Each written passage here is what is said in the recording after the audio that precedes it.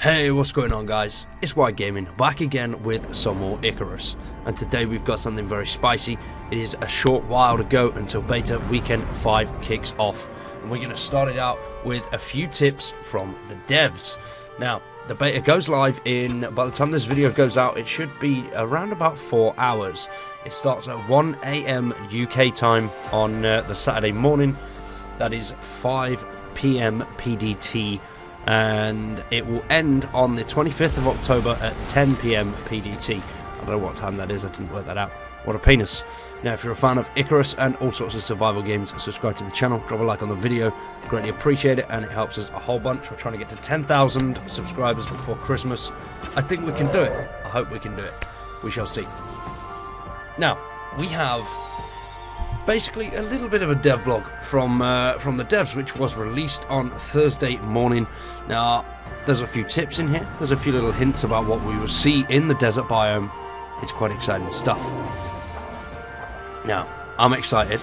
The last beta weekend was absolutely beautiful, and this one is pretty similar. We have a mission and a new area to search.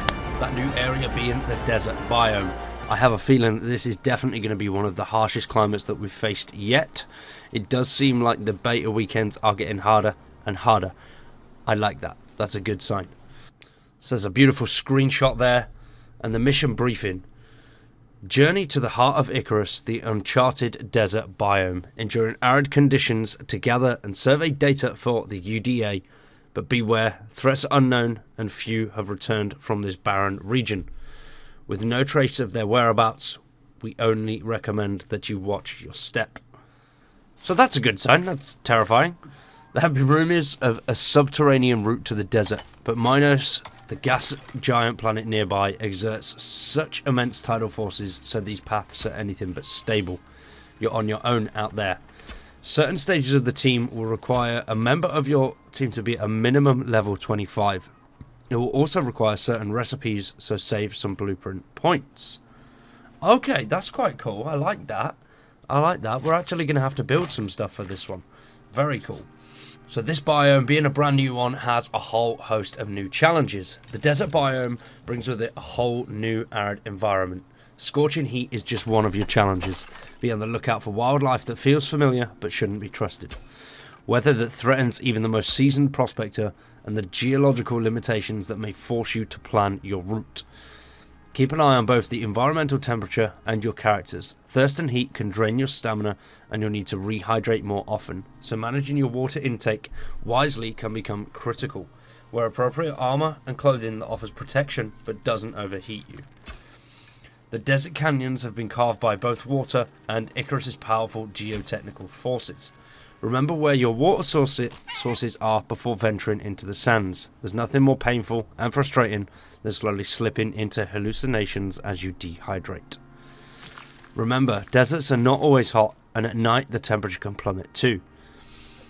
That's cool, I like that. We're going to have a lot of challenges in this one. We're definitely going to need to be keeping our eye on a lot of stuff. So the flora. Plant life like fibre and wood can be harder to harvest in the arid desert. You may want to stock up on ingredients for pills such as anti-poison pill from the kitchen bench or tonics from the herbalism bench before you leave the relative safety of the forest. Okay, alright. I have a feeling we're going to get poisoned by some things in here. Okay. These storms aren't for the faint of heart. There's nothing more violent than the ground around you shifting, lifting and flying in your face. Don't take a storm warning lightly and make sure shelter is always available. So we're going to get a whole new host of stuff. There's so many new storms in this one. This is going to be really cool. I'm excited that we'll see the final sort of brunt of the storms now. Because obviously we've seen the forest with all the storms that you get on that one. Same with the Arctic region. So I'm excited to see what sandstorms and stuff like that look like. So that we've got sandstorms and heat waves. So that's going to be really cool. There's new wildlife. Nice. So we've got a few screenshots here. They're not going to spill all of the new wildlife for us, but here are a few of our new neighbours. So they look like buffalo. Is it buffalo? Are they buffalo? I can't remember what they're called. I'm pretty sure they're buffalo. What's going on there? Why is he stuck in there? Is that quicksand? Oh, wow, look at that. There's a jaguar at the back. Oh, no, he's lying down. Okay. Wow, that's cool. Okay, we're gonna be fucked. Ah, and look at these bad boys. Elephants. I like that. That is cool. That's very cool. Now, we've also got, we'll go down a little bit more, an expanded play area. Now, going by the last beta weekend, this is pretty simple. So we started out sort of, by the looks of this one here. Okay, I see what they've done here. So we're going to be playing in this section here. This is the section where we're going to be. This is where our dropship landed in the last one. So there's that other Arctic region. And then there's the little pond there. So we'll come through that pond and then into this. There's a cave somewhere around here or here, one of the two. And the Beta Weekend 4 mission is still available as well. So you can go all the way around to the old areas and do that mission if you haven't done it. And your playable area for Beta Weekend's 5 Black Sand mission includes the forest starting area and then opens up into the desert canyon to the northwest.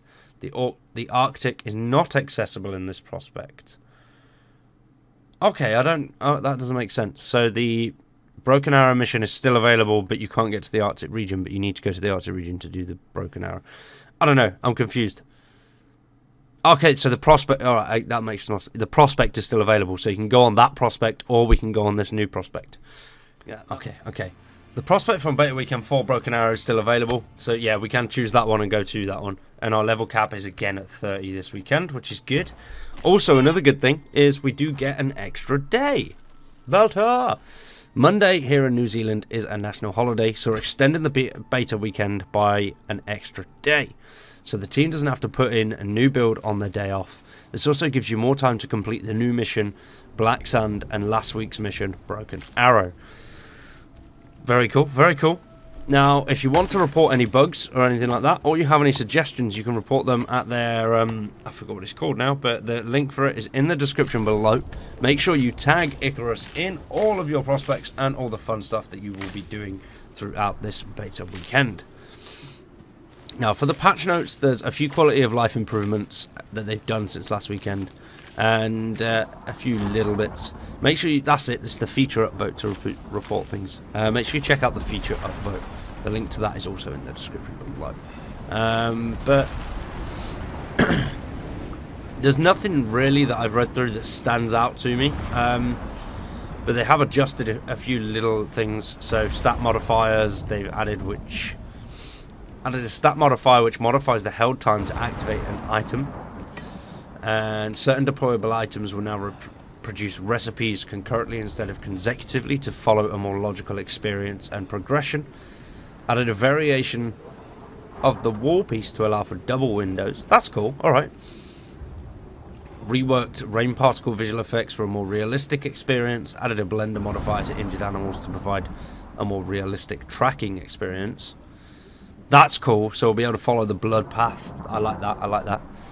Split foliage quality and foliage distance into separate settings to help improve load speed and depth of field. Added incendiary rifle rounds for those who just want to watch the world burn.